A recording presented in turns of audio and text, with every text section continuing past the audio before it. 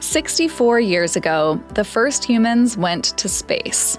In the decades since, more than 700 people have crossed that boundary, looking down at Earth from above.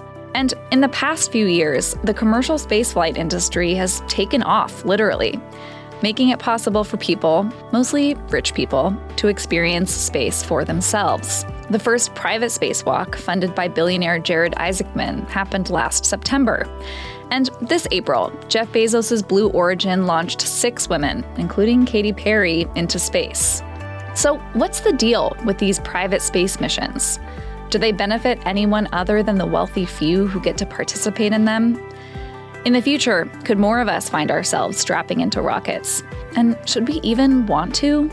Here to unpack this with me is Lee Billings. He's a science journalist specializing in astronomy, physics, planetary science, and spaceflight, and he's a senior editor at Scientific American. I'm Claire Duffy, and this is Terms of Service. Well, Lee Billings, thanks for doing this. It's my pleasure, Claire. Thanks for having me. Okay, I want to know if Jeff Bezos or someone else offered you the chance to go to space tomorrow. Are you going? Ooh, it definitely depends on the details. Okay, that's fair. I think that something like traveling to space on Jeff Bezos's, or Blue Origin's, we should say, New Shepard vehicle, which does suborbital flights. I think I would do that pretty easily. Lots of people have been on those. Once you start getting into the orbital regime, the complexity goes up, the energy required goes up. It gets a little riskier, a little more dangerous. I think I would probably want to do it, but I imagine my wife and 2 young kids would not. Yeah, that's fair. So I think that people still think of space travel as a mostly government-driven endeavor. Is that still true? To some degree. Again, the details matter a lot. There's a big difference between this, I hate to use the word explosion, but we went into it. So there's a big difference between this explosion you're seeing in kind of space tourism or private citizens traveling to space, especially with regard to things like the suborbital launches that we already briefly mentioned. Big difference between that and things like going to the International Space Station or just reaching orbit in the first place. Suborbital feels like most governments are kind of more in the been there, done that mode. And so that really is the playground right now for average people, or maybe not so average people. We'll just say wealthy folks who are private citizens who can afford it. So on that note, how have we seen the commercial spaceflight industry evolve over the past few decades? Well, that's a big question. But Okay. I think that maybe the right way to tackle it is to look at something. I mean, SpaceX obviously is the elephant in the room. That they are the biggest success story, I think, in most regards when you're talking about commercial space flight, the so-called new space movement, people used to call it.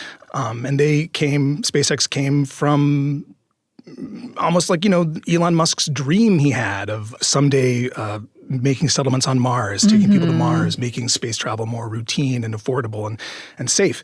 And a lot of the things that SpaceX did to become so successful were pretty significant gambles. They weren't certain to pay off.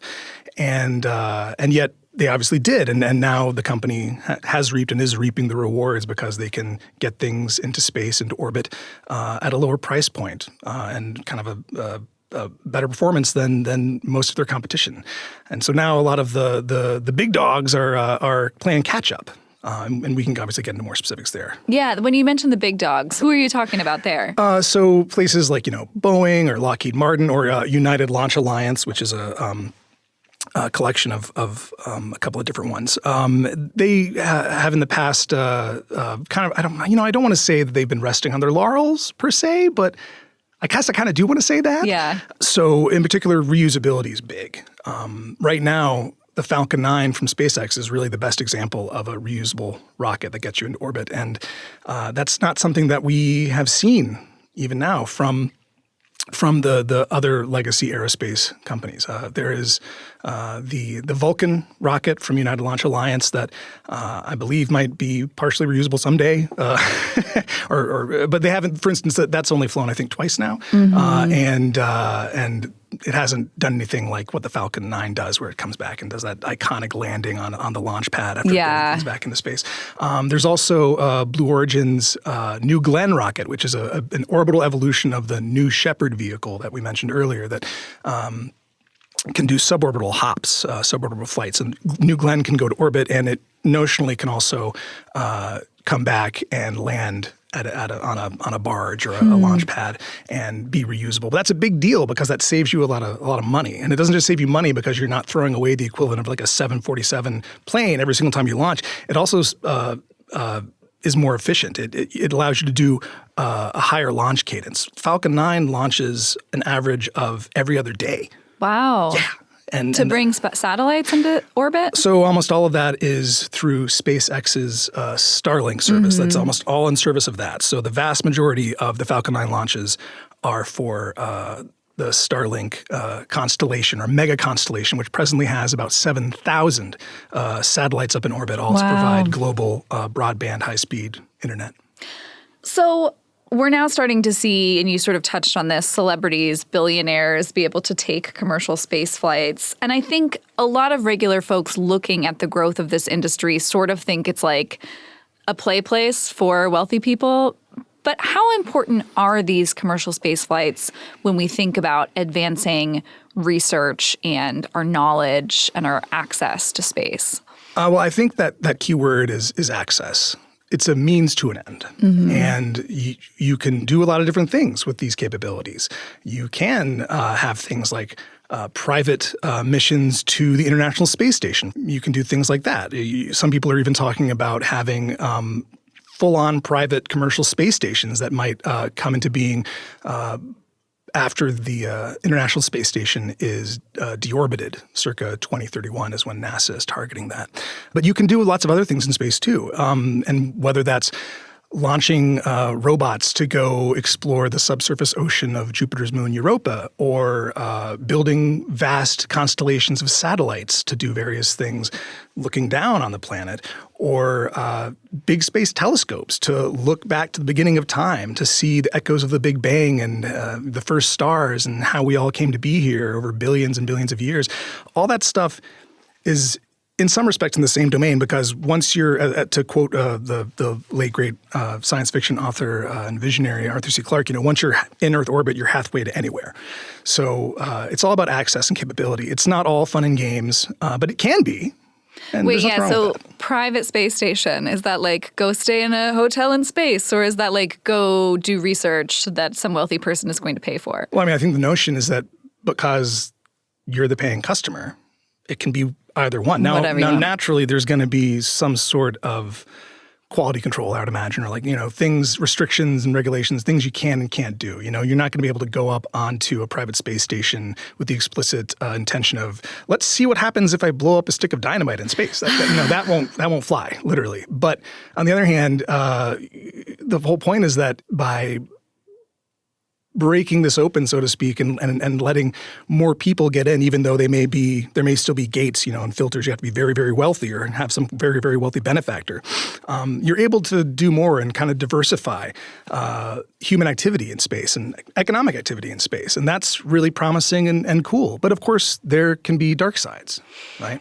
Can you talk about some of the scientifically significant space flights that are happening right now and what kinds of research is being done? It was SpaceX that launched the Europa Clipper mission, which I kind of referred to earlier. That's a mission to Jupiter's moon Europa, which has a vast subsurface liquid water ocean underneath its icy exterior. And that ocean is actually bigger than Earth's oceans, all combined. And people want to know, scientists want to know, astrobiologists want to know if there might be life down there. So Europa Clipper is a step towards that. The Clipper mission, is that like in progress? That's already on its way to Europa. Okay. And so it'll get there in a few years. Okay. Maybe 7 years. That's fascinating. Yeah. And then, another big one to talk about is what's called Mars Sample Return, which is something that NASA, as well as the European Space Agency, or ESA for short, have been pursuing for decades, really. And I think the upshot here is that we have a little robot robot, or actually not so little robot. It's about the size of a car on Mars right now called Perseverance that is exploring a place called Jezero Crater, where we know water flowed and pooled. There's a big river delta there billions of years ago. And it's been collecting and storing samples in these little tiny tubes. And the idea is that you take all these samples that are very carefully curated from different parts of the environment, and you bring them back to Earth. And then you look at them in a way that you can't look at them on Mars via a little robot. And then you maybe find out whether or not Mars ever had life on it, or maybe even has life on it right now. And the trouble is that right now, those things are actually stuck on Mars. Those test tubes are stuck on Mars. It was going to be too expensive for NASA and ESA to bring it back, according to the official plan of record. So they started replanning it, and they haven't. I don't quite know where the status is of that. There's lots of hush hush about what's going on there because it's pretty fraught. But the real takeaway is that a lot of people were thinking, well, maybe SpaceX can help us out there. Maybe we can think that would be something Elon would want to do, given right. his ambition to maybe be president of Mars one day. Right. To die on Mars, or retire on Mars, just not on landing. Yeah, you'd think he might want to do it. This is kind of where we maybe veer a little bit into the dark side, right? Where you end up in the situation where instead of being notionally captive to the whims of, a presidency and congressional majorities and appropriators, and the entire process that is our democracy and our federal system, you're instead captive to the whims of single individuals.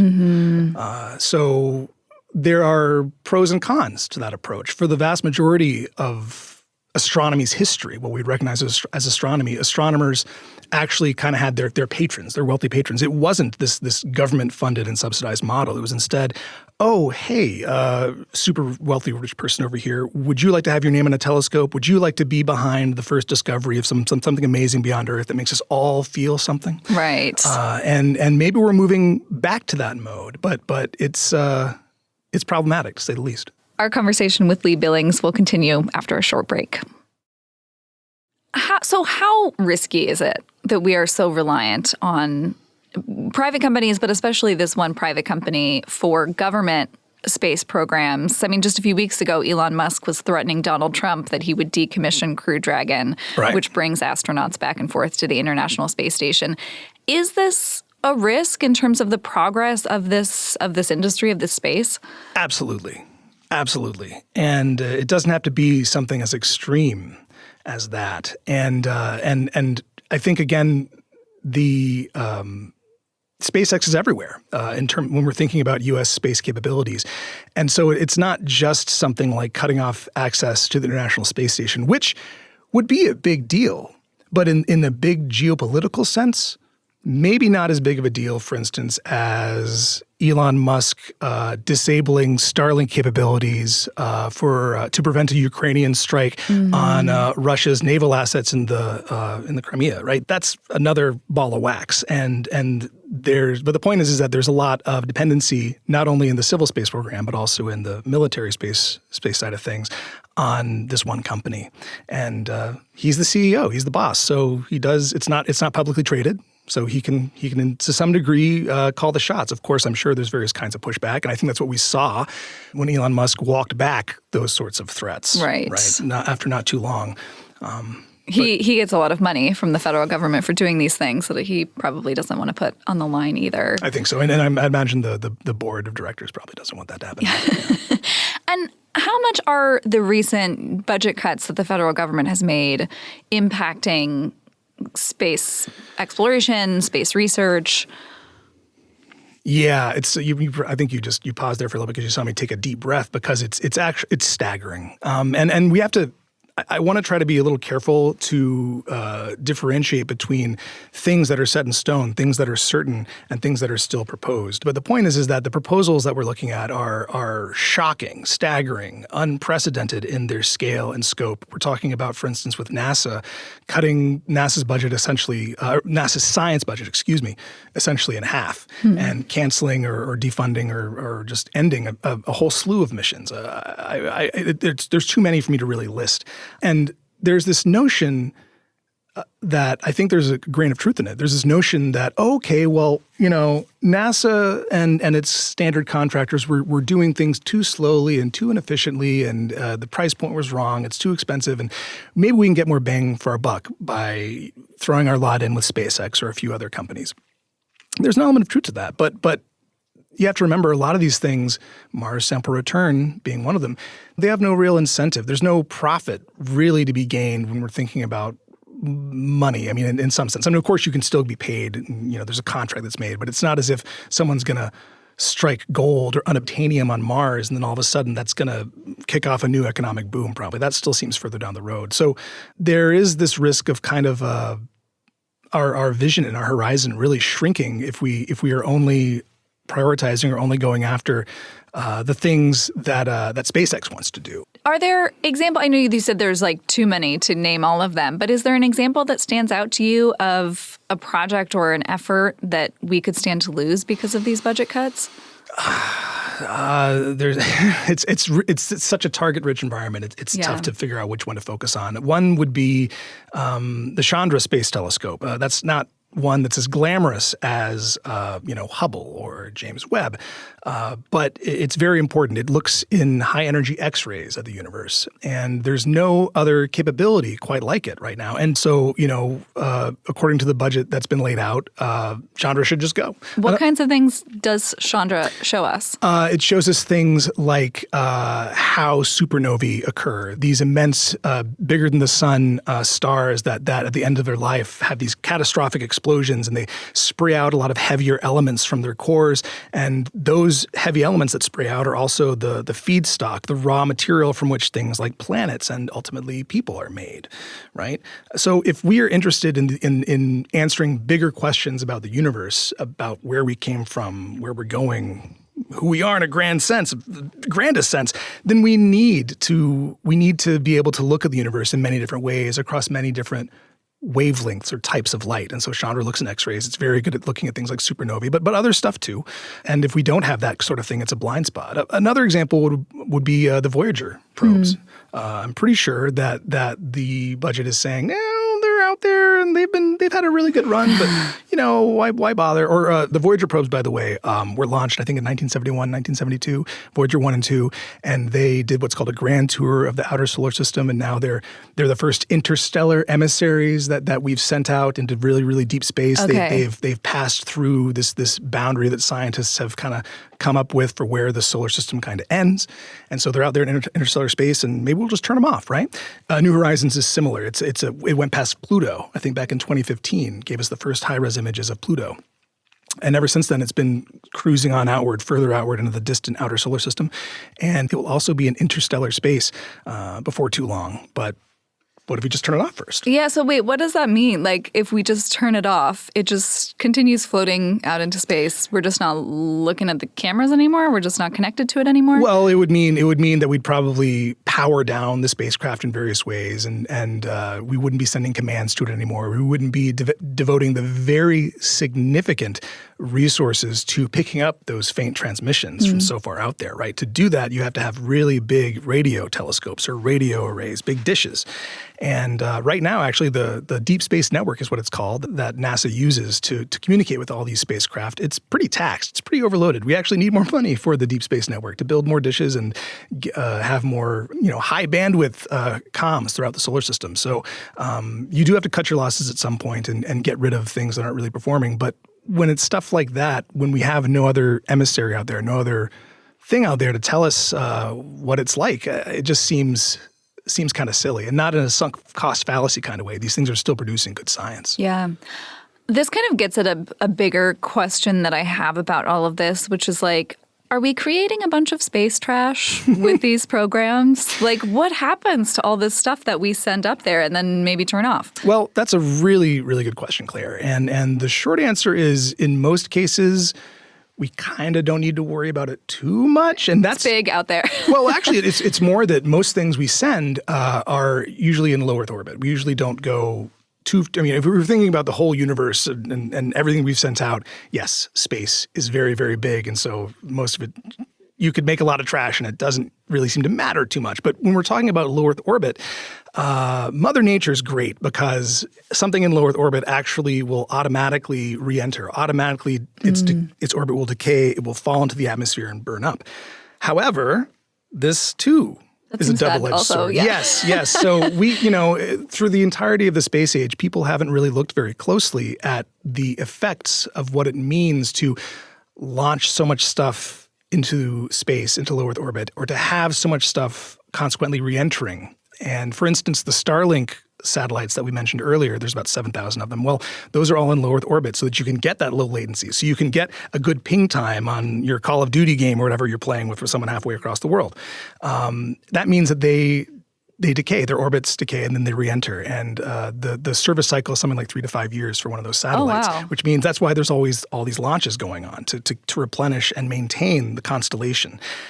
Turns out that when all these things are re-entering, and it's not just Starlink, it's more stuff than that, but when these things re-enter, they're spraying vaporized metals and plastics and soot and things like that into the upper atmosphere, which doesn't sound necessarily so bad, but the upper atmosphere, where we're talking about, is a very delicate, very fragile place, and it's around where things like the ozone layer are.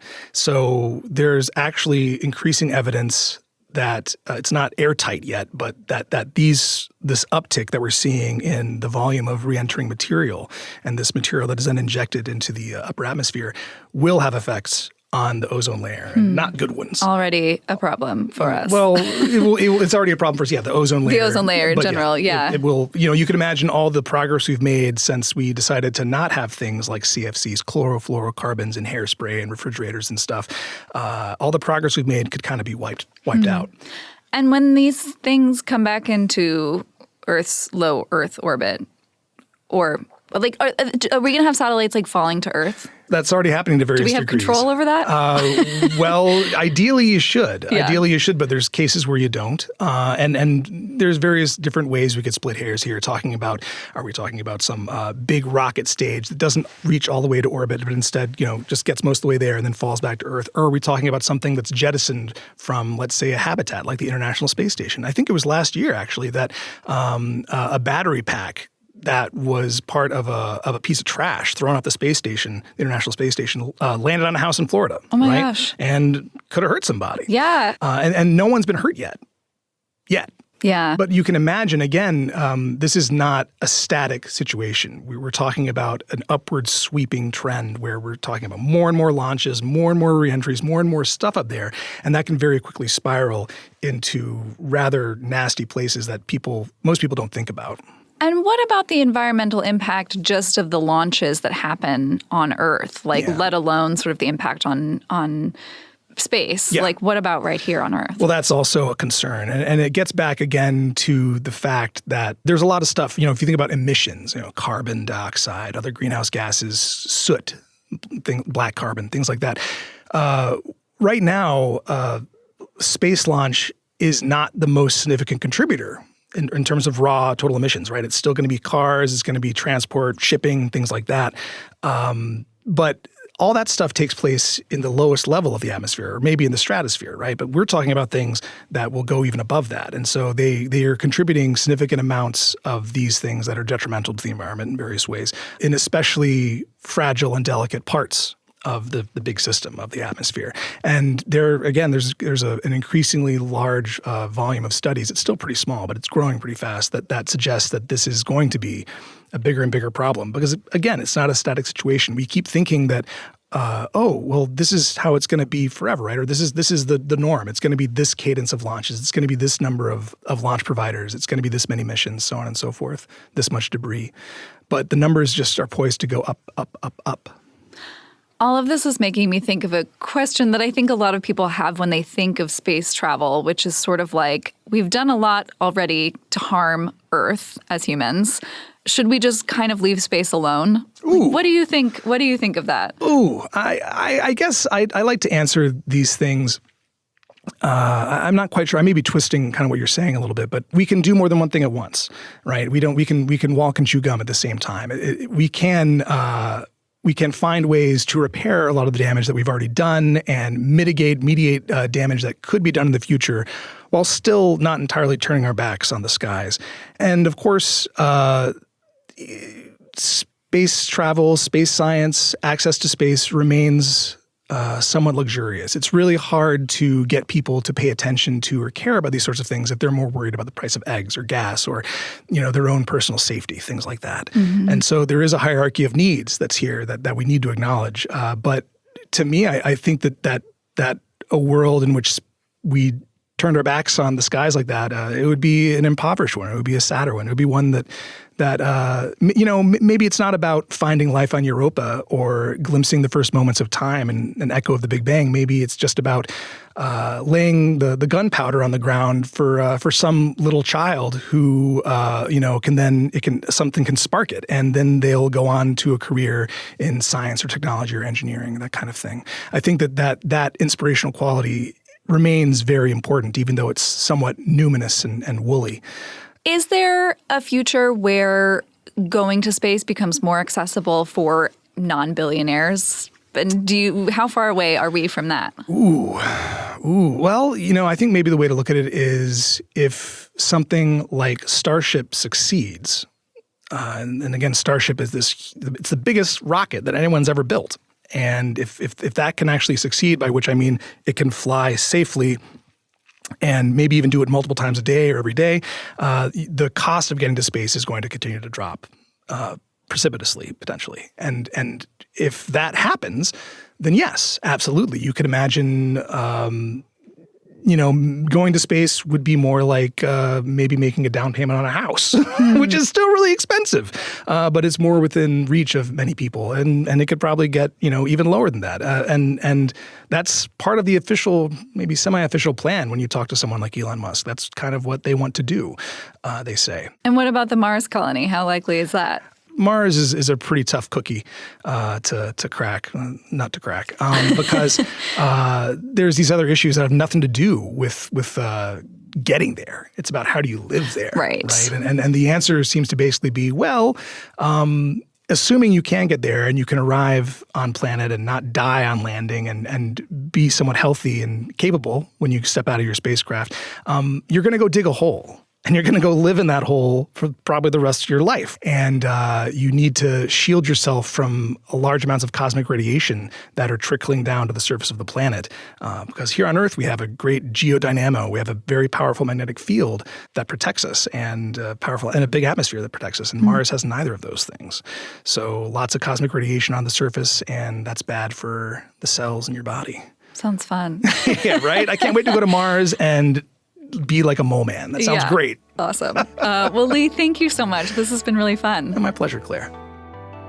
So to recap, here are some things to think about the next time you look up at the stars at night. First, the majority of U.S. space expeditions right now are conducted by SpaceX.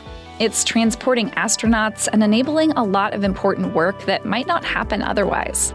But it can also be risky for the government to be so reliant on just one company, especially as federal budget cuts threaten the scope of NASA research. Next, space trash is an increasing issue, especially as more satellites launch into lower Earth orbit.